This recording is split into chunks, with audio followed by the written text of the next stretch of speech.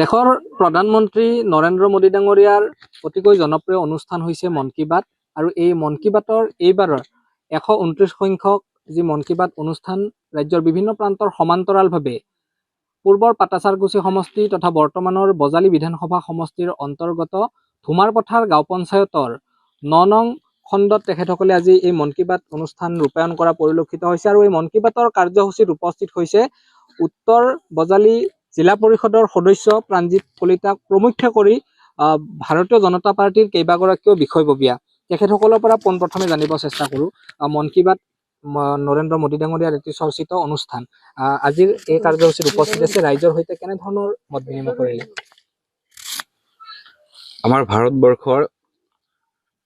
যশস্বী প্ৰধানমন্ত্ৰী মাননীয় নৰেন্দ্ৰ মোদী ডাঙৰীয়াৰ 129 সংখ্যক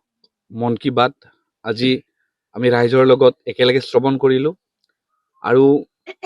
আমাৰ ধুমাৰপথাৰ গাঁও পঞ্চায়তৰ 9 নং ভটিয়ামাৰী LP স্কুল যিটো বুথ এইটো বুথত আমি আজি মোক দায়িত্ব অৰ্পণ কৰিছিলে দলীয়ভাৱে আৰু আজি ইয়াত আমি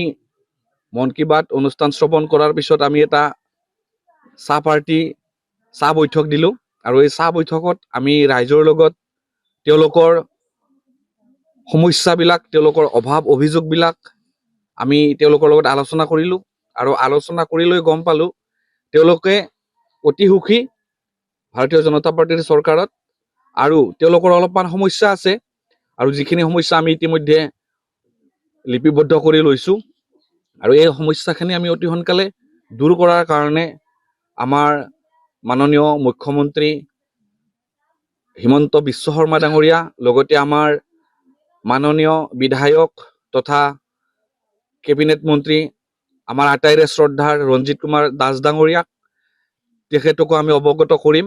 আৰু অৱগত কৰি এই সমস্যাখিনি কেনেকুৱা ধৰণে সমাধান কৰি ল'ব পাৰি তাৰ কাৰণে আমি যথেষ্ট গুৰুত্ব আৰোপ কৰিম আৰু এই ক্ষেত্ৰত মোৰ বিশ্বাস আমাৰ মাননীয় মুখ্যমন্ত্ৰী ডাঙৰীয়াই আৰু লগতে তেখেতৰ লগত আমাৰ পঞ্চায়ত আৰু গ্ৰামোন্নয়ন বিভাগৰ আমাৰ কেবিনেট মন্ত্ৰী তথা আমাৰ আটাইৰে শ্ৰদ্ধাৰ বিধায়ক ৰঞ্জিত কুমাৰ দাসে যেনেকুৱা ধৰণে মানুহখিনিক দুখীয়াখিনিক এটা সুন্দৰ জীৱন যাপনৰ ব্যৱস্থা কৰি দিয়াৰ কাৰণে উঠি পৰি লাগিছে এই ক্ষেত্ৰত তেওঁলোকে নিশ্চয় আমিও ৰাইজৰ লগত সহায় সহযোগিতা কৰিম আৰু ৰাইজে যাতে আমাৰ চৰকাৰৰ পৰা যাতে একো অসুবিধা নাপায় এই ক্ষেত্ৰত আমি অধিক গুৰুত্ব আৰোপ কৰিম নিৰ্বাচনৰ সময়ত দেখিবলৈ পোৱা যায় ৰাইজৰ মাজত জনপ্ৰতিনিধি সোমাই পৰে কিন্তু দেখিবলৈ পোৱা গৈছে এই ভটিয়ামাৰী অঞ্চলটোত ৰাইজৰ বিভিন্ন ধৰণৰ সমস্যা আছে ৰাস্তা ঘাটকে আদি কৰি বিভিন্ন সমস্যা আছে সমস্যাসমূহ আপুনি সমাধান কৰাৰ ক্ষেত্ৰত কেনেধৰণে আগবঢ়াই নিব চাওক আমাৰ ধুমাৰপথাৰ গাঁও পঞ্চায়তটো আগতে আমাৰ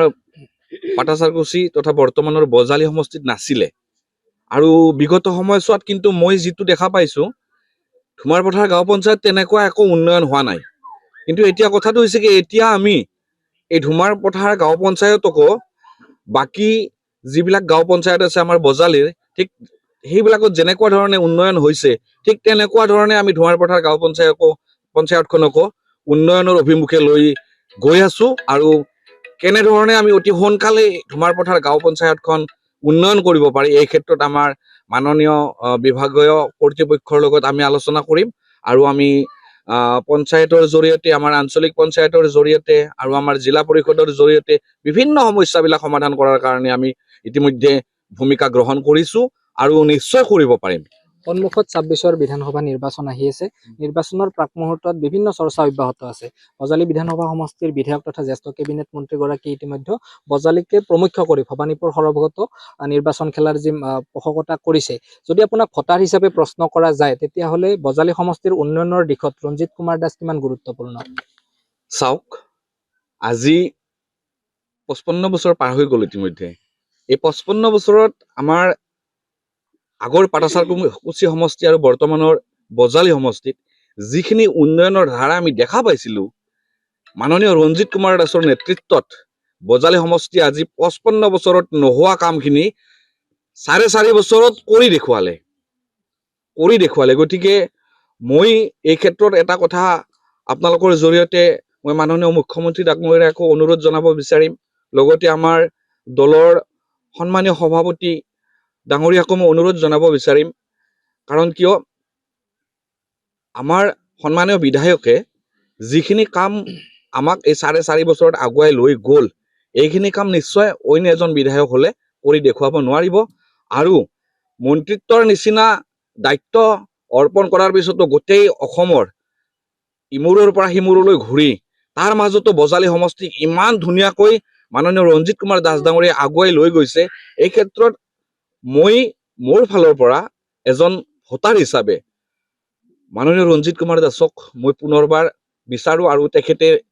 মোৰ বিশ্বাস তেখেতে ইয়াত আমাৰ বজালীত বাহিৰে কলৈকো নাযায় আৰু তেখেতক ইয়াতে লাগিব। কাৰণ কিয় আৰু আমাৰ কৰণীয় কাম কিছু বাকী আছে। আমাৰ বিধায়ক ডাঙৰীয়াই থাকিলেহে আমি পৰৱৰ্তী পৰ্যায়ত এই সকলোখিনি কাম কৰি উলিয়াব পাৰিম। এইটো খাটাং ধন্যবাদ জ্ঞাপন কৰিছো। এনেধৰণে আচলতে 26ৰ যি বিধানসভা নিৰ্বাচন সমাগত আৰু নিৰ্বাচনৰ প্ৰাক মুহূৰ্তত বিভিন্ন প্ৰান্তত শাসক বিৰোধী ইতিমধ্যে উঠি পৰি লাগিছে নিৰ্বাচনৰ ৰণনীতি প্ৰস্তুত কৰাৰ ক্ষেত্ৰত। বিভিন্ন প্ৰান্তৰ সমান্তৰালভাৱে উত্তৰ বজালী জিলা পৰিষদৰ নিৰ্বাচিত সদস্য প্ৰাণজিৎ কলিতায়ো সংবাদ মাধ্যমযোগে আগন্তুক নিৰ্বাচন তথা আজি যিহেতু বটিয়ামাৰী অঞ্চলত মন কী বাত অনুষ্ঠানত উপস্থিত আছে, এই উপস্থিত থাকি ৰাইজৰ বিভিন্ন অভাৱ অভিযোগ সন্দৰ্ভতো বুজ লোৱা পৰিলক্ষিত হৈছে। যিকোনো খবৰৰ বাবে যোগাযোগ কৰক আমাৰ এই নম্বৰত 9181 307 2221।